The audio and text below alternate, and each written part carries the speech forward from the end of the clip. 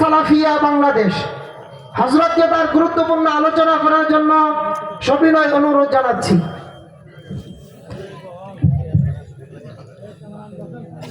আসসালামু আলাইকুম ওয়া রাহমাতুল্লাহ। ওয়া আলাইকুম আসসালাম ওয়া রাহমাতুল্লাহ। আলহামদুলিল্লাহি ওয়াহদা ওয়াসসালাতু ওয়াসসালামু আলা মান লা নাবিয়্যা বা'দা। আম্মা বা'দ।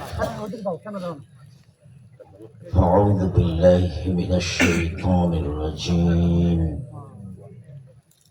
ওয়াহাল্লাল্লাহু আল-বাই'a ওয়া হাররামা আর-রিবা।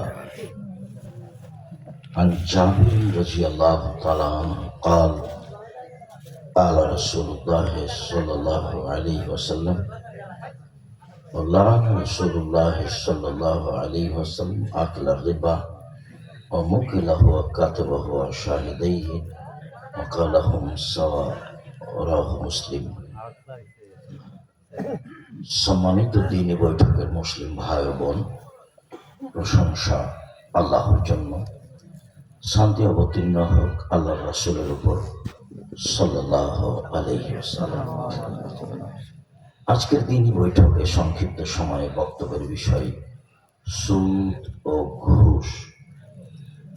সুদ ও ঘুষ নিয়ে আমরা এক গুরুত্বপূর্ণ সংক্ষিপ্ত তথ্যবহুল বিবরণের চেষ্টা করব ইনশাআল্লাহুল আজিজ। সম্মানিত দিনী ভাই বোন, যেসব পাপের সরাসরি জাহান্নাম ঘোষণা হয়েছে তার একটি মহাপাপ হচ্ছে সুদ। আবু হুরায়রা রাদিয়াল্লাহু তাআলা আনহু বলেন, রাসূল সাল্লাল্লাহু আলাইহি ওয়াসাল্লাম বলেছেন, ইয়াকুল মুবিকাত আস-সাবাল মুবিকাত, ধ্বংসাত্মক 7টা জিনিস থেকে বেঁচে থাকো যাতে মানুষ ধ্বংস হবেই। তার একটা হচ্ছে শিরক বিল্লাহ, আল্লাহর সাথে শিরক করা। 2, কাতলুন নফস, মানুষকে হত্যা করা। 3, আকলুর রিবা, সুদ খাওয়া।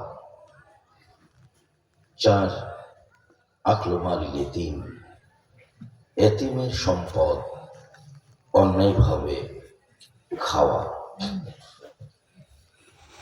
যুদ্ধের মাঠ থেকে পালিয়ে যাওয়া, সতী সাধ্বী নারীর প্রতি